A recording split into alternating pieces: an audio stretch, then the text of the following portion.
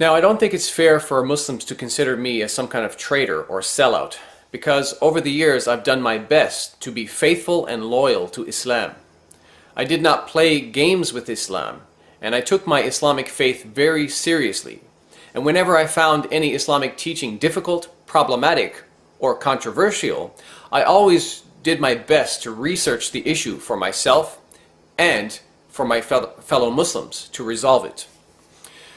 I certainly was not perfect, but I think very few people would question my sincerity to Allah, Muhammad, and to Islam.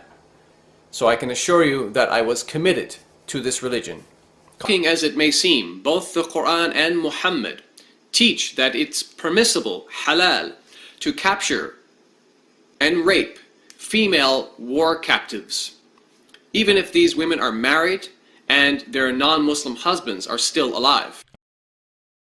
The Quran in chapter 4 verses 22 and 23 also forbidden are women already married, except those whom your right hands possess. So we see here in the Quran an exception, an example where it is permissible, halal, for a Muslim man to marry a woman who already has a husband. But who are these women described as being owned or possessed by your right hand? For the answer, let us turn to the most famous commentator on the Quran, Ibn Kathir. Except those whom your right hands possess, meaning except those whom you acquire through war, for you are allowed such women after making sure they are not pregnant. Sunan Abi Dawood, Volume 2, Hadith number 2155, Abu Sa'id al-Khudri narrated, the Messenger of Allah, meaning Muhammad, sent a military expedition to Awtas on the day of Hunayn. And they met their enemy, fought them, and defeated them.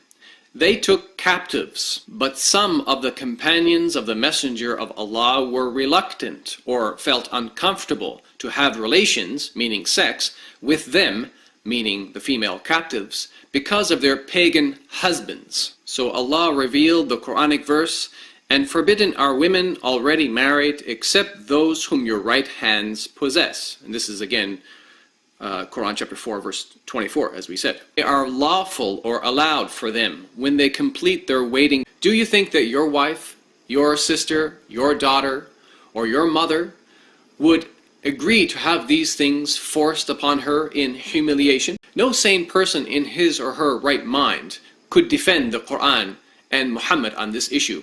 This is nothing more than legalized rape of married women. And I cannot believe that this is from God. So, therefore, I am rejecting the Quran and Muhammad on this issue.